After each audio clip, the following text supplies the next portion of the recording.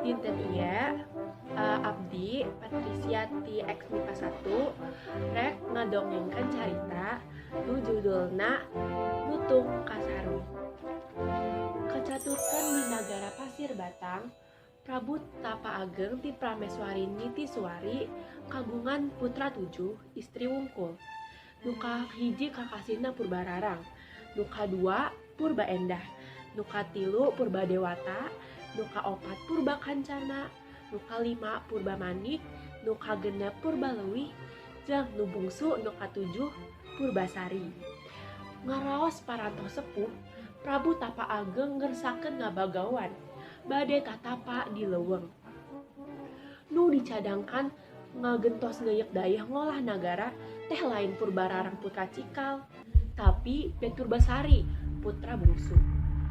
Atuh mun samah bae Purbararang asa kauhak, amarahna teu katahan, asa dihina, asa ditincak hulu. Purbasari diusir, didayah dibuang ka Gunung Cupu. Kasaturkeun di kahyangan Guru Minda putra Dewata Cikalna titisan guru yang tunggal nyimpen gaduh garwa anu sarupa jeung Sunan Ambu.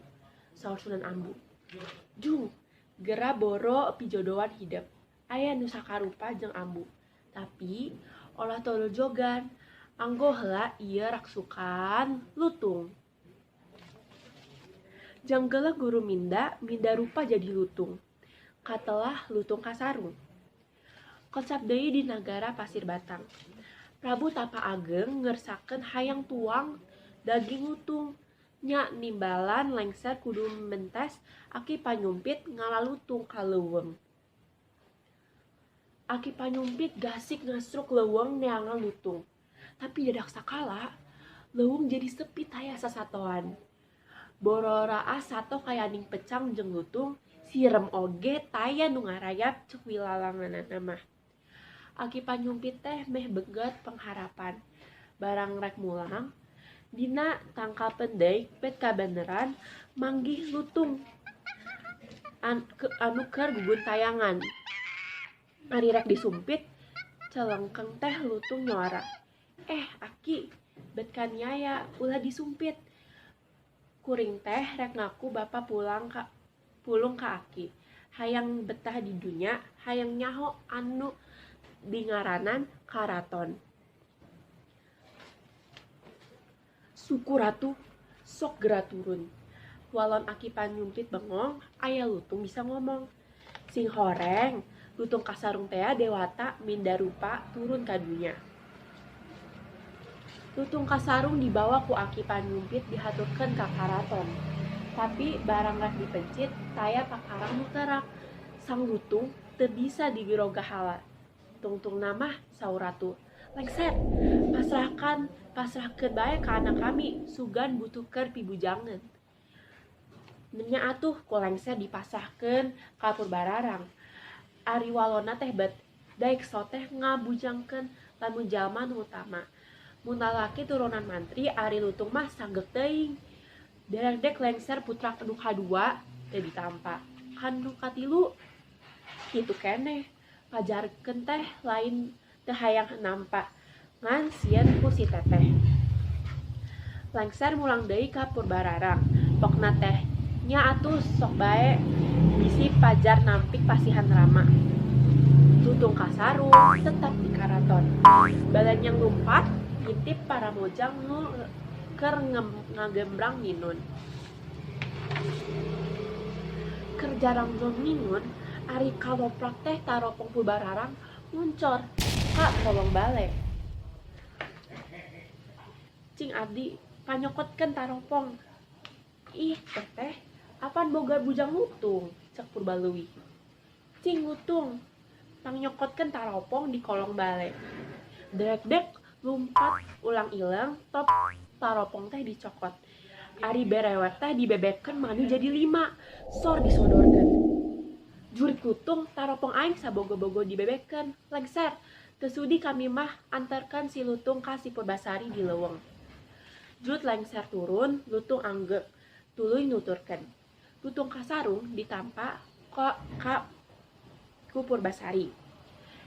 Mama lengser, Gening si teteh aya keneh adilna. Kajen lutung tambah sungung, kajen hidang tambah keung nu dileuweung, kajen goreng tambah jempe nu nyorangan. Hatur nuhun bejakan ka si teteh. Tutah saturan langsung mulang ka karaton. Caturkeun di sisi leuweung.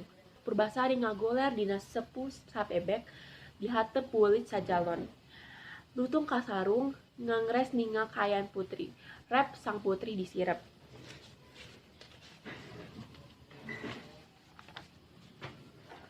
Utun orang sare jeung kaula.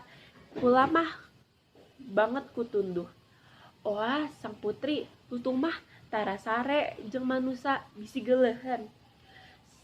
Rep putri Purbasari kulam tibra pisan.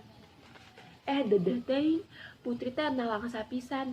Ari rek nyanenda ka aing rek naneda ka Sunan Ambu, neda sapaat para pujangga, niat misalin sang putri mengpeng sare. Gerantas lutung kasarung guru minda mamalihan. Raksukan digedokkeun, berai baranang siga bentang, kakasepan guru minda kahiyangan. Panajemna pinekanan, sajiatna katurutan. Jek ngajenggong karatona leuwih agreng ti nagara. Purbasari dipangku, diebokkeun dina kasur 7 tumpang, disimbut sutra banggala, disumpal ku benang emas. Jang gelek guru minda jadi lutung deui, tapakur di sisi bale kenjana. Di kabengharan jeung kamuliaan Purbasari di gunung kasampir-sampir ka nagara.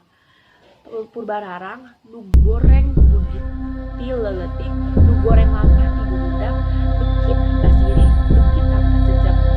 Rupa-rupa akal di kontektak sangkan aya alasan keur ngarah ka hati Purbasari. Mimitna Purbasari diperipati, kudu bisa mendem pakarangan baranang siang leuwih si katahunan. Mangka sapenting mun teu bukti tetep beuheung keur tandona. Pitulung lutung kasarung dibantu Sunan Ampu jeung para bujangga, ieu tanjakan teh laksana. Tuluy Purbasari dititah ngalat banteng di leuweung. Ku kasaksen lutung kasarung, banteng teh katuntun ku Purbasari ka nagara. Purbasari dipentes nyieun pakarang tatanem eten dibungkam jeung jarum potong, jeung ditangsang ka hade-hade ngahuma. Geus taktu Purbasari dibere pasir anu pangangar-angarna. Ari Purbararang mah ditempal anu hade. Tapi Purbasari enggo keneh. Rupa-rupa ekol Purbararang akhirna Purbasari diajak pangenah-menah olahan, paloba-loba samping, papanjang-panjang buuk, jeung kabeus-beus rupa.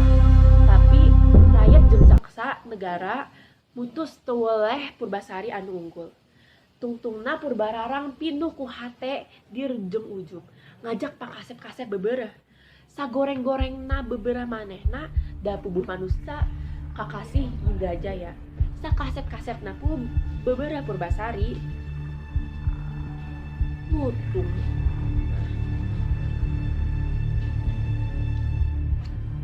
Nah, Purbasari eleh tenggekna kari saketokkeun ditep-tep. Tunduk kana waktuna, lutung kasarung manggih putri panyilkanana. Putri nu sasorot jeung Sunan Ambu Purbasari. Lutung kasarung ngagedokkeun raksukanana baranai hurung jang gelek jadi guru minda deui. Nah, ini guru minda. Indrajaya ngamuk. Teu bisa majar kumaha kaungkulan kadikjayaanana. Purbasari ngadek ratu di Pasir Batang. Jadi prameswarina guru minda. Ari Purbararang jeung saderekna opat deui hukum kudu jadi pangangon. Indrajaya mah hukum jadi pangarit di bekelan ari timah. Ngan anu pangais bungsu Purbaleuwih anu lesan ti baheula ka Purbasari ditikahkeun ka Ki Bagus Lembu Halang. Ciciptaanna tina raksukan lutung kasarung jadi papati di Pasir Batang. Nya eta sakian dongeng lutung kasarung. Hatur nuhun.